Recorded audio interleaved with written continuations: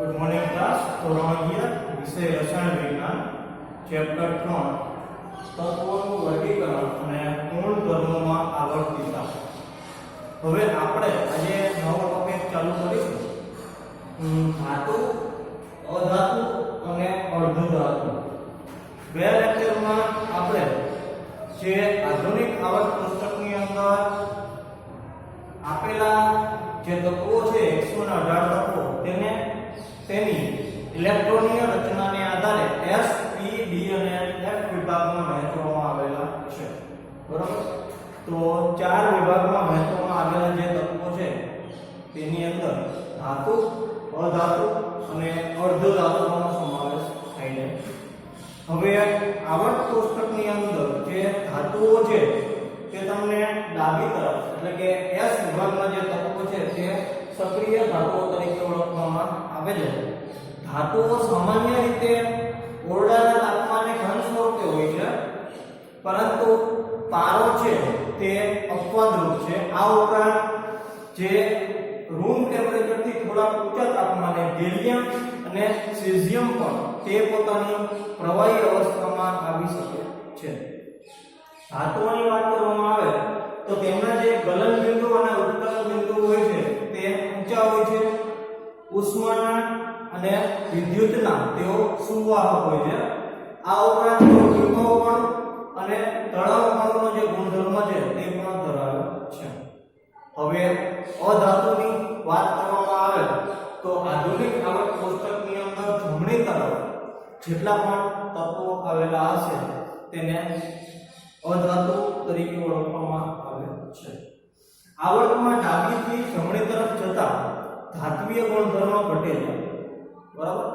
તમે ડાબી તરફ ધાતુ તત્વો આવેલા છે, જમણી તરફ અધાતુ તત્વો આવેલા છે, અને ડાબી તરફથી જમણી તરફ જાઓ આવર્તની અંદર એમ જે ક્રમ વધતો જશે તો બધા ઇલેક્ટ્રોન એક જ કોષમાં ગોઠવાતા જશે। એની સામે પરમાણુ જે કેન્દ્ર છે તેનો વીજભાર પણ વધે છે, અને એને એટલા માટે શું થશે તો જે અધાત્મિક ગુણધર્મો છે તે વધતો જશે। હવે ગુણધર્મની વાત કરવામાં આવે તો ઓરડાના તાપમાને તે ઘન અથવા વાયુ સ્વરૂપે હોય છે, તેના ગલન બિંદુ અને ઉત્કલન બિંદુ નીચા હોય છે, અને તે ઉષ્મા અને વિદ્યુતના અવાહક હોય છે। મોટા ભાગની જે અધાતુ હોય છે તે બરડ હોય છે અને તણાવપણું કે વિભવપણું જેવા ગુણધર્મો ધરાવતી નથી।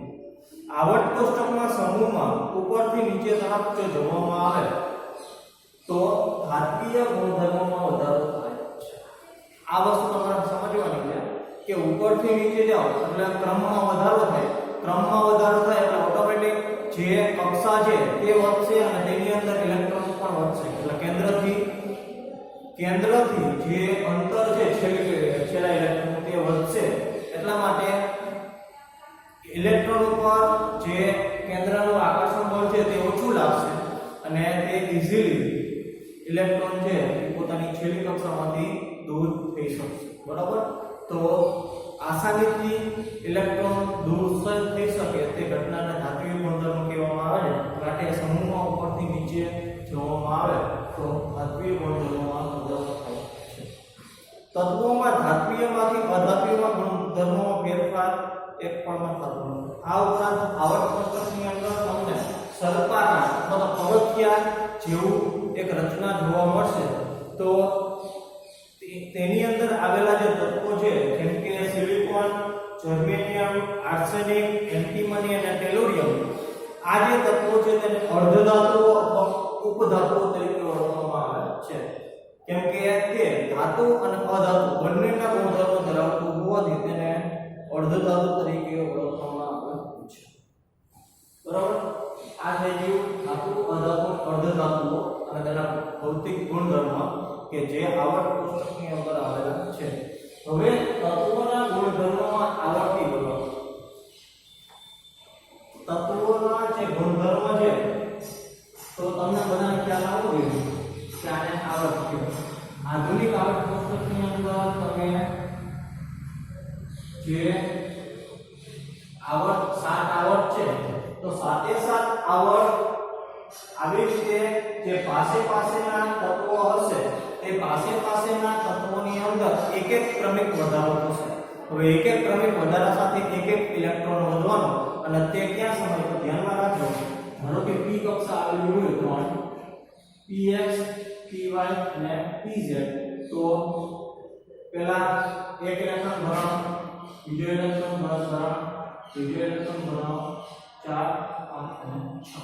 તો કહેવાનો મતલબ કે આવર્તની અંદર આવી રીતે કોષમાં એક એક ઇલેક્ટ્રોન ભરાતો જાય. બરાબર, કક્ષાના વધે ક્રમિક ફેરફાર અથવા ક્રમિક વધારો થશે એટલા માટે એક એક ઇલેક્ટ્રોન વધવાની સાથે કક્ષામાં ઇલેક્ટ્રોનની સંખ્યા વધતી હશે. ત્યારે સમૂહમાં શું છે? સમૂહમાં બે સંખ્યા વચ્ચે ખાસો તફાવત છે. જેમ કે આપણે પહેલા સમૂહની વાત કરીએ તો સોડિયમ, પોટેશિયમ, ફ્રાન્સિયમ, રૂબિડિયમ, સીઝિયમ તો 11 19 આ બધા વચ્ચેનો તફાવત છે. હવે બે સંખ્યા વચ્ચે તફાવત મોટો હોય તો એટલા ઇલેક્ટ્રોન પણ વધે અને બાહ્યતમ કક્ષામાં એટલી કક્ષા પણ વધે અને કેન્દ્રથી અંતર પણ વધે. એટલા માટે છેલ્લી કક્ષામાં રહેલો ઇલેક્ટ્રોન કેન્દ્રથી દૂર જશે અને એમ જે ધાત્વિય ગુણધર્મો છે તે જોવા મળશે.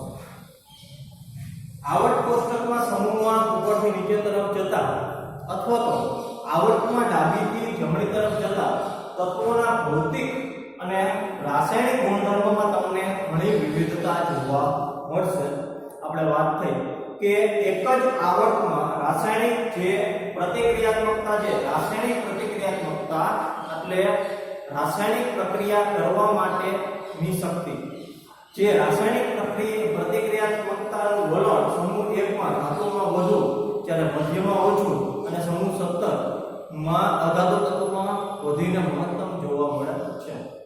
હવે રાસાયણિક પ્રતિક્રિયાત્મકતાની વાત કરવામાં આવે તો ડાબી બાજુ આવેલા ધાતુ તત્વો છે એ પોતાની બાહ્યતમ કક્ષામાંથી ઇલેક્ટ્રોન ગુમાવે અને બહુ ઇઝીલી જે તે સંયોજનો બનાવી લે છે. જેમ કે સોડિયમ ક્લોરાઇડ, પોટેશિયમ ક્લોરાઇડ. બરાબર, પછી ઈ સમૂહ 1 ના તત્વો છે અને વચ્ચેના ભાગમાં આવે તો વચ્ચેના ભાગમાં બાહ્યતમ કક્ષામાં 4 ઇલેક્ટ્રોન છે. 4 ઇલેક્ટ્રોન ને અષ્ટક પૂર્ણ કરવા માટે બીજા 4 ઇલેક્ટ્રોનની જરૂર પડે. હવે બીજા 4 ઇલેક્ટ્રોનની જરૂર પડે તો તે મધ્યમ પ્રકારની રાસાયણિક પ્રતિક્રિયાત્મકતા ધરાવે છે. કેમ કે એમાં આયનીકરણ અવકાશનું મૂલ્ય સૌથી વધારે જોઈએ છે. અને જમણી તરફ જોવામાં આવે તો જમણી તરફ છે તે અધાતુ તત્વો આવેલા છે. અધાતુ તત્વોની અંદર પણ તમને જે રાસાયણિક પ્રતિક્રિયાત્મકતા છે તે વધારે જોવા મળશે. ખાસ કરીને 17મા સમૂહની વાત કરવામાં આવે હેલોજન તત્વ તો હેલોજન તત્વના બાહ્યતમ કક્ષામાં 7 ઇલેક્ટ્રોન આવેલા છે. તેના અષ્ટક પૂર્ણ કરવા માટે એક જ ઇલેક્ટ્રોનની જરૂર પડે છે અને તે એક ઇલેક્ટ્રોન મેળવી અને ઋણ આયન બનાવી અને જે તે સંયોજન બનાવી લે છે. તો હવે તમને ખ્યાલ આવ્યો હશે કે જે આધુનિક આવર્ત કોષ્ટક છે એમાં આવર્તમાં અને સમૂહમાં જે ભૌતિક અને રાસાયણિક ફેરફાર જોવા મળે. આ ઉપરાંત તમે ડાબીથી જમણી તરફ જાઓ એમાં પણ તમને અમુક જે વસ્તુ છે એ તમારા ધ્યાનમાં હોવી જોઈએ. હવે પછીના જે ટોપિક છે ને એ બધા થિયરી બેઝ છે. તો બોર્ડ વર્ક છે એ કરવું નકામું છે કેમ કે બધી વસ્તુ કઈ બોર્ડ પર આવી શકે નહીં. એટલા માટે હવે એક્સપ્લેનેશન બરાબર. એના પછી આવે છે ભૌતિક ગુણધર્મોમાં આવર્તી વલણ. તત્વોના જે ભૌતિક ગુણધર્મો આપણે જોયા એમાં કયા કયા ભૌતિક ગુણધર્મોનો અત્યારે આપણે અભ્યાસ કરવાનો છે. તો સૌપ્રથમ ગલન બિંદુ, ઉત્કલન બિંદુ, ગલન ઉષ્મા, બાષ્પીભવન ઉષ્મા, પરમાણુય ઊર્જા આ બધા આવર્તી વલણ દર્શાવે છે. આપણે ખાસ કરીને અત્યારે પરમાણુય ત્રિજ્યા, આયનીય ત્રિજ્યા, આયનીકરણ એન્થાલ્પીનો જે અભ્યાસ છે આપણે આ લેક્ચરની અંદર કરવાનો છે. સૌપ્રથમ પરમાણુય ત્રિજ્યા. બરાબર, તો શરૂઆત કરીએ કે સૌપ્રથમ ત્રિજ્યાની વાત કરવામાં આવે તો કોઈ પણ વર્તુળ હોય તો વર્તુળના કેન્દ્રથી જે વર્તુળની સપાટી પર આવેલ કોઈ પણ એક બિંદુ હોય તો બે બિંદુ વચ્ચેના અંતરને ત્રિજ્યા કહેવામાં આવે છે. પરમાણુને આપણે ગોળા તરીકે સ્વીકારેલા છે. દરેક તત્વના પરમાણુને આપણે ગોળા તરીકે સ્વીકારેલા એટલે કે ગોળાકાર તરીકે. તો ત્યાં પણ કેન્દ્રથી જે છેલ્લી કક્ષામાં રહેલો ઇલેક્ટ્રોન હોય ત્યાં સુધીના અંતરને આપણે શું કહેશું તો પરમાણુ ત્રિજ્યા. પરંતુ જે પરમાણુ ત્રિજ્યા છે તે માપવી અતિ જટિલ છે, કારણ કે પરમાણુ કદની જે ત્રિજ્યા છે, પરમાણુનું જે કદ છે તે 1.2 એંગસ્ટ્રોમ અથવા તો તેની ત્રિજ્યાનું જે માપ છે કદનું તે 1.2 ગુણ્યા 10 ની -10 મીટર છે. તો એ આટલું સૂક્ષ્મ કદ હોય અને તેની ત્રિજ્યા માપવી તે અતિ મુશ્કેલ છે. આ ઉપરાંત પરમાણુની ચારે બાજુ જે છવાયેલા ઇલેક્ટ્રોન છે એના વાદળની પણ કોઈ ચોક્કસ માહિતી હોતી નથી. મેં તમને કીધું હતું કે પરમાણુની આજુબાજુ 4 કક્ષા આવેલી હોય, ચારે કક્ષા ની અંદર ઇલેક્ટ્રોન આવેલા હોય, પરંતુ ઇલેક્ટ્રોન પોતાની રીતે ગમે કેન્દ્રના આકર્ષણ બળની અસર હેઠળ ગતિ કરતા હશે, પરંતુ જે તે કઈ જગ્યાએ ગતિ કરતા હશે તે આપણે ચેપ્ટર 2 માં હાઇઝનબર્ગનો અનિશ્ચિતતાનો સિદ્ધાંત છે તે સમજી ગયા કે ઇલેક્ટ્રોનનું સ્થાન જે નક્કી કરવું છે તે અશક્ય છે. એટલા માટે જો ઇલેક્ટ્રોનનું સ્થાન નક્કી કરવું અશક્ય હોય તો તેની ત્રિજ્યા પણ ચોક્કસ રીતે માપી શકાતી નથી. એટલા માટે સંયુક્ત અવસ્થામાં પરમાણુ વચ્ચેના અંતરને જાણવાથી પરમાણુ કદનો અંદાજ આવી શકે છે. એટલા માટે એમણે શું કર્યું કે પ્રાયોગિક પદ્ધતિ અસ્તિત્વમાં આવી કે જેના દ્વારા તે પરમાણુ ત્રિજ્યા છે તે શોધી શકે. તેણે સહસંયોજક અણુઓમાં એકલ બંધથી જોડાયેલા બે અધાતુય પરમાણુના કેન્દ્ર વચ્ચેના અંતરની જાણકારીના આધારે સહસંયોજક ત્રિજ્યા છે તે નક્કી થાય. અધાતુ એટલે તેણે Cl2 અણુ લીધો. હવે તમે બધાને ખબર છે Cl કેટલા ઇલેક્ટ્રોન છે કે બાયડોમિક કક્ષામાં તો 7 ઇલેક્ટ્રોન હોય, તો બીજો પણ Cl હોય તો તેની બાયડોમિક કક્ષામાં પણ 7 ઇલેક્ટ્રોન આવેલા હોય. હવે બંને ઇલેક્ટ્રોન એકબીજા સાથે એક ઇલેક્ટ્રોનની ભાગીદારી કરે, એક ઇલેક્ટ્રોનની ભાગીદારી કરશે અને શું કરશે તો બંધ બનાવશે. તો આ પ્રકારે જે અણુ છે તે એકલ બંધથી એકબીજા સાથે જોડાયેલા છે. તો અહીંયા એને પોતે શું કર્યું કે આ બે વચ્ચેનો એકલ બંધ છે આ બે વડે ભાગી નાખ્યું.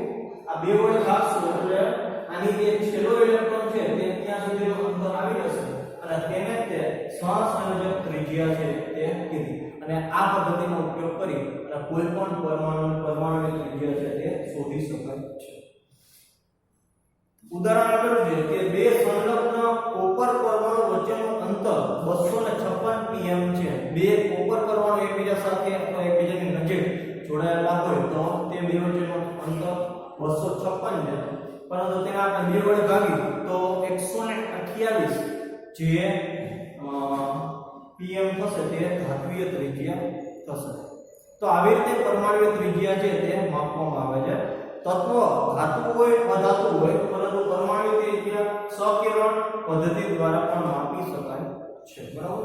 પેજ નંબર 83 ઉપર તમને આવર્તમાં જે પરમાણુ ત્રિજ્યામાં થતો ફેરફાર છે તે દર્શાવેલો છે. તમે હમણાં જ વાત કરી કે આવર્તમાં ક્રમિક 2 3 4 5 6 7 અને 8 આવી રીતે ક્રમિક જે તત્વ છે તેના પરમાણુ ક્રમાંક આવતા હોય બે નંબર ધરાવતો પરમાણુ ક્રમાંક હશે તેની પાસે 2 ઇલેક્ટ્રોન હશે. બરાબર. ત્યારબાદ 3 તો પરમાણુ ક્રમાંક ધરાવતો હશે તેની પાસે 3 ઇલેક્ટ્રોન હશે. એટલે એક ઇલેક્ટ્રોન વધતો જાય તો ધારો કે આપણી પાસે 2p કક્ષા છે તો 2px 2py 2pz. તો આવી રીતે જે કક્ષા છે તે એક જ કક્ષામાં 6 ઇલેક્ટ્રોન સુધી એટલે કે 6 પરમાણુ ક્રમાંક સુધીના જે ઇલેક્ટ્રોન છે તે સમાઈ શકે. માટે ઇલેક્ટ્રોન વધે છે, કક્ષા વધતી નથી, એની સામે કેન્દ્રનો વિભાર પણ વધે છે. તો ધ્યાનમાં રાખો કે આવર્તની અંદર કેન્દ્રમાં વિભાર વધવાની સાથે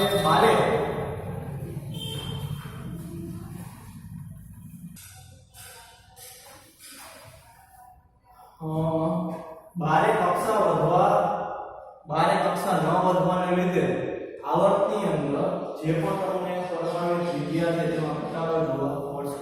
સમૂહની વાત કરવામાં આવે તો સમૂહમાં અનુક્રમે એક વસ્તુ ધ્યાનમાં રાખજો, લિથિયમ, પોટેશિયમ, રુબિડિયમ, સીઝિયમ દરેકના તમે સમૂહ જોશો તો સમૂહની અંદર અનુક્રમે જે બે પરમાણુ અથવા પરમાણુ ક્રમાંક વચ્ચેનો તફાવત હોય છે તે બહુ મોટો હોય છે. જેમ કે પહેલા સમૂહની વાત કરવામાં આવે લિથિયમ, સોડિયમ, પોટેશિયમ. લિથિયમના નંબર 3, સોડિયમના નંબર 11, પોટેશિયમના નંબર 19.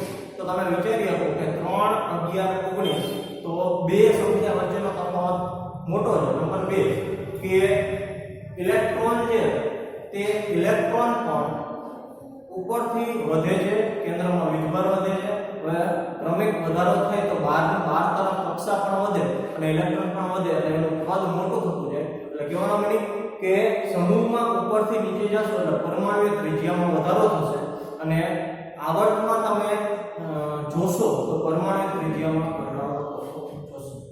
અહીં નોંધવા જેવું એ છે કે ઊંડા વાયુ તત્વોની જે પરમાણુ ત્રિજ્યાનો વિચાર કરવામાં આવતો નથી. તેઓ એકલ પરમાણુ હોવાને કારણે તેમની જે ત્રિજ્યાનું મૂલ્ય બહુ જ વધારે હોય છે. કેમ કે તેથી ઊંડા વાયુ તત્વોની ત્રિજ્યાની સરખામણી અન્ય તત્વોની સહસંયોજક ત્રિજ્યા સાથે ન કરતા તેઓની વાંડરવાસ ત્રિજ્યા સાથે કરવી જોઈએ. ઊંડા વાયુઓ છે તે કે જેની બાહ્યતમ કક્ષામાં અષ્ટક પૂર્ણ છે. હવે બાહ્યતમ કક્ષામાં અષ્ટક પૂર્ણ હોય તો ઓટોમેટિક બાહ્યતમ કક્ષામાં અષ્ટક પૂર્ણ હોવાને લીધે તે સ્થાયી અવસ્થા ધરાવે છે અને તેમની જે પરમાણુ ત્રિજ્યા ધ્યાનમાં ના લેતા વાંડરવાસ ત્રિજ્યા જે તે ધ્યાનમાં લેવામાં આવે છે. નંબર 2 આવે છે આયનીય ત્રિજ્યા. બરાબર, પેજ નંબર 84 ઉપર તમને પરમાણુ ક્રમાંક વિરુદ્ધ પરમાણુ ત્રિજ્યાનો જે ગ્રાફ છે તે આપેલો છે અને તેની અંદર આવર્ત જો પહેલો ગ્રાફ છે તે આવર્તની અંદર જે પરમાણુ ત્રિજ્યામાં ઘટાડો છે તે દર્શાવે છે અને સમૂહની અંદર જો વાત કરવામાં આવે બીજો ગ્રાફ તો એમાં પરમાણુ ત્રિજ્યામાં જે વધારો થાય છે તે દર્શાવે છે. નંબર 2 આયનીય ત્રિજ્યા. હવે આયનીય ત્રિજ્યા છે સૌપ્રથમ આયન એટલે શું કે કોઈ પણ તત્વ જ્યારે પોતાની બાહ્યતમ કક્ષામાંથી એક ઇલેક્ટ્રોન ગુમાવી દે ત્યારે તે પોતે ધન આયનમાં પરિવર્તિત પામે છે અને કોઈ પણ જ્યારે તત્વ પોતાની બાહ્યતમ કક્ષામાં એક ઇલેક્ટ્રોન મેળવે અને ઇલેક્ટ્રોન મેળવવાને લીધે તે પોતે ઋણ આયનમાં પરિવર્તિત પામે છે. તો એક ઉદાહરણ તમને આપું.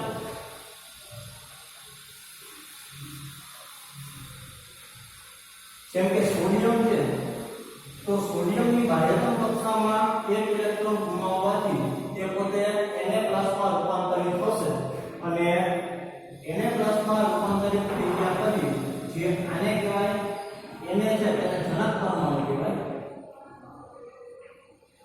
અને આને સોડિયમ આયન કહેવાય.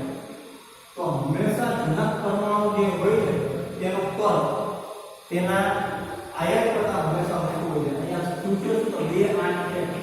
અહીંયા બાહ્યતમ કક્ષામાંથી એના પછી જે ઇલેક્ટ્રોન ગુમાવ્યો તો આ ઇલેક્ટ્રોન કક્ષાથી 2 અને 8. બરાબર, તો આનું કદ આપેલા જનક પરમાણુ કરતા નાનું છે અને માટે અહીં જે આયન એકવાર આયન બની ગયા પછી જે ત્રિજ્યા માપવામાં આવે છે તેને આયનીય ત્રિજ્યા કહેવામાં આવે છે. તેવી જ રીતે આપણે જો ક્લોરીનની વાત કરીએ તો ક્લોરીનનો નંબર સતત છે 2 8 અને 7. બરાબર, તો તેના અષ્ટક પૂર્ણ કરવા માટે એક ઇલેક્ટ્રોનની જરૂર છે. તે પોતે એક ઇલેક્ટ્રોન સ્વીકારી અને Cl- ની અંદર પરિવર્તિત થાય છે.